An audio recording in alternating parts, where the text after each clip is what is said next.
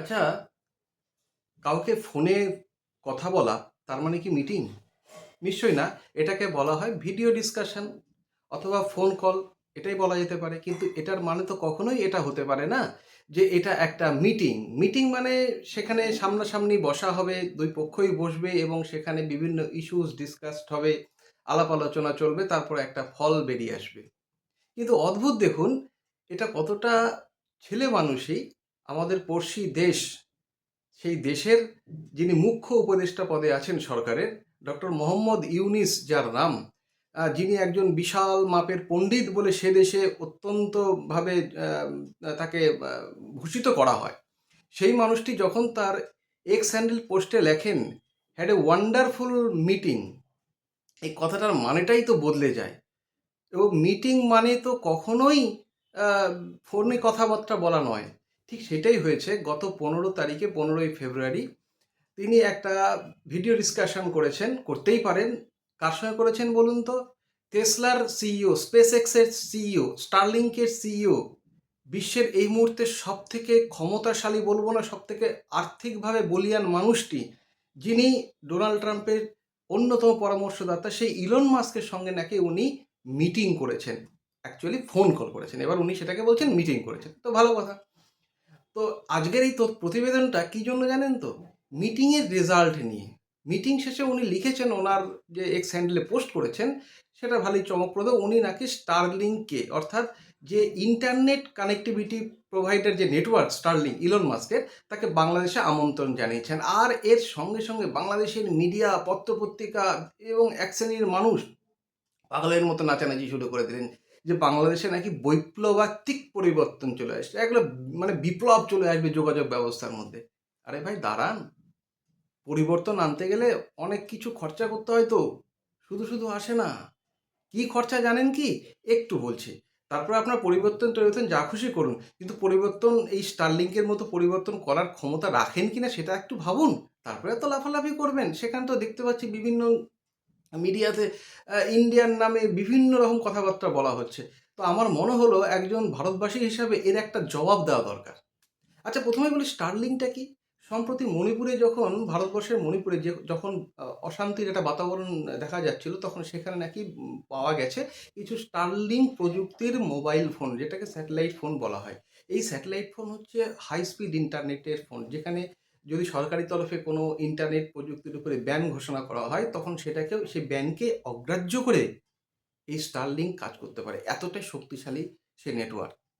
তো খুব ভালো কথা, কিন্তু এই স্টারলিংকের বিষয়টা কীরকম? বিষয়টা হচ্ছে এইরকম যে স্টারলিংককে যখন দেশে আনা যাবে, তখন অবশ্যই কানেক্টিভিটির দিক দিয়ে একটা বড় রকমের পরিবর্তন আসতেই পারে। কিন্তু আসতে বন্ধুরা, বিশেষ করে বাংলাদেশি বন্ধুরা, ভালো কথা, পরিবর্তন আনুন। গ্যাটের টাকা খরচা করতে হবে তো, কত জানেন? ভারতবর্ষের সঙ্গে একটু তুলনা করে দিই, তারপরে ভাবুন। ভারতবর্ষে এই মুহূর্তে যে 5G বা অত্যাধুনিক স্পিডের নেটওয়ার্কগুলো আছে না, সেগুলো মোটামুটি আপনি 500 টাকার মান্থলি রিচার্জের মধ্যে পেয়ে যাবেন, আনলিমিটেড। মান্থলি 500 টাকার মধ্যে আনলিমিটেড পেয়ে যাবেন। কিন্তু অবাক হবেন জেনে, এবার চিন্তা করুন স্টারলিংক নেবেন কি নেবেন না, সেটা আপনাদের ব্যাপার। খরচা কত জানেন তো? প্রতি মাসে অন্তত 9,500 থেকে 10,000। এটা আমি বলছি না, এটা ডেটা বলছে। 2025 সালের 17ই ফেব্রুয়ারি পর্যন্ত যে ডাটা অ্যাভেলেবেল আছে, সেই ডাটায় দেখা যাচ্ছে প্রত্যেক মাসে যদি কোনো মানুষ তার বাড়িতে এটা লাগানোর চেষ্টা করে, তাহলে তাকে 9,500 থেকে 10,000 প্লাস সার্ভিস ট্যাক্স তাকে দিতে হবে। টাকাটা খুব কম নয় বন্ধুরা, পারবেন তো? এর সঙ্গে আছে ইকুইপমেন্ট কস্ট, ওটা বসাতে গেলে যে খরচা, সে বসাতে গেলে যে খরচাটা, সেটা ভারতীয় অর্থে 50,000 টাকারও বেশি। তো আপনাদের এই বিপুল পরিমাণ অর্থ, এর সঙ্গে এবার বলে দিই বিজনেসের ক্ষেত্রে কি হয়। বিজনেসের ক্ষেত্রে এই অঙ্কটা প্রত্যেক মাসে 50,000-এরও বেশি মান্থলি রেন্টাল, যেটাকে বলা হয়, 50,000-এরও বেশি টাকা তাকে দিয়ে চালাতে হবে। ইকুইপমেন্ট কস্ট আলাদা। এবার আপনারা ভাবুন বন্ধু, কোনো ব্যাপার না, আপনারা স্টারলিংকে নিয়ে আসছেন, নাচানাচি করছেন, যা খুশি করুন, চালাতে পারবেন তো? সে দম আছে তো? আমার মনে হয় এটা একটা, আপনাদেরকে মোহাম্মদ ইউনিস সাহেব, আপনাদের যিনি আছেন, তিনি এই বাজারে একটা ব্যাপক একটা হাইপ তৈরি করলেন যে আমি এই আনতে চাইছি, সেই আনতে চাইছি। এনে দেখান, বর্তমান ভারতবর্ষের সঙ্গে টক্কর নেওয়ার চেষ্টা করছেন তো? কেমন করে পারবেন? আরে ভারতবর্ষে যারা বেসরকারি যে কোম্পানিগুলি দেয়, আমাদের সরকারি কোম্পানি যখন নামবে, ইতিমধ্যেই তারা ভালো টাকা লাভ করেছে, লাভ। বিএসএনএল লাভ করেছে, সরকারি সংস্থা। এরপরে তারা যখন 5G নেটওয়ার্কে হাত দেবে বা হাই স্পিড ইন্টারনেট প্রযুক্তিতে লাভ মানে অংশগ্রহণ করবে, বর্তমানে যারা যারা আছে প্রোভাইডার, আমি তাদের নাম বলছি না, বেসরকারি প্রোভাইডার যারা দিচ্ছেন, তাদের সঙ্গে আপনারা ইন্টারনেটে গিয়ে একটু দেখে নেবেন যে কত ফারাক হচ্ছে।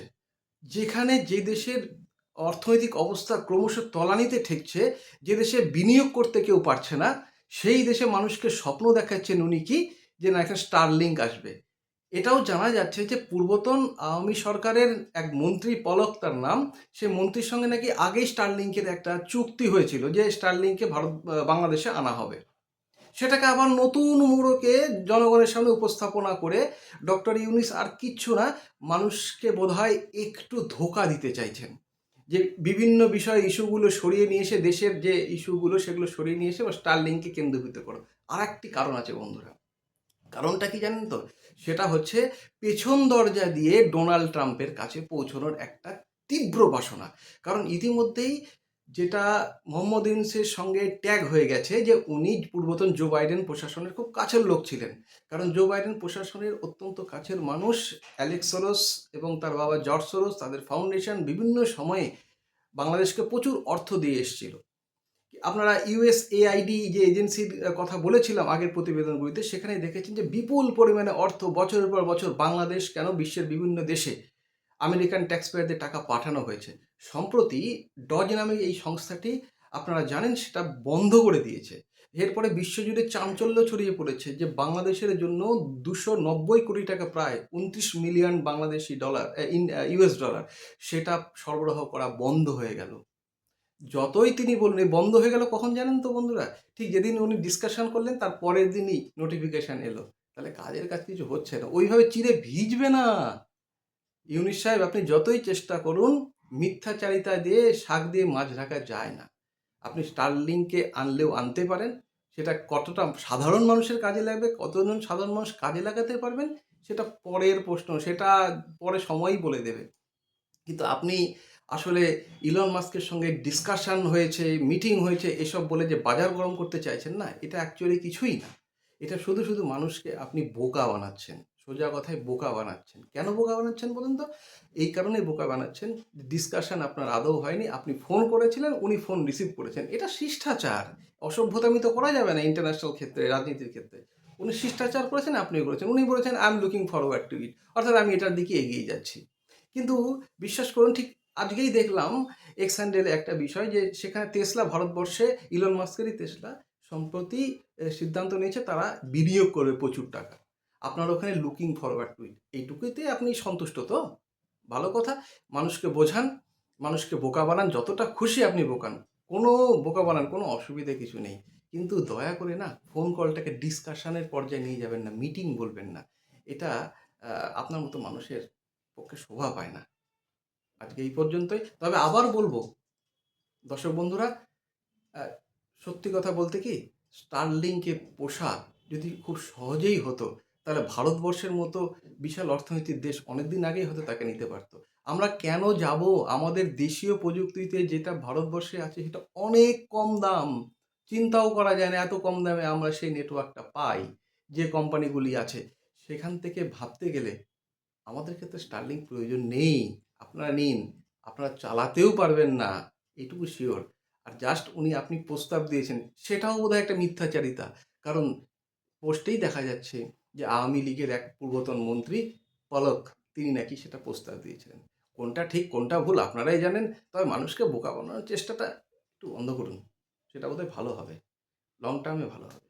ভালো থাকবেন। আজকে এই পর্যন্ত, আবার নতুন কোনো ভিডিও নিয়ে আপনাদের সামনে উপস্থিত হব। নমস্কার।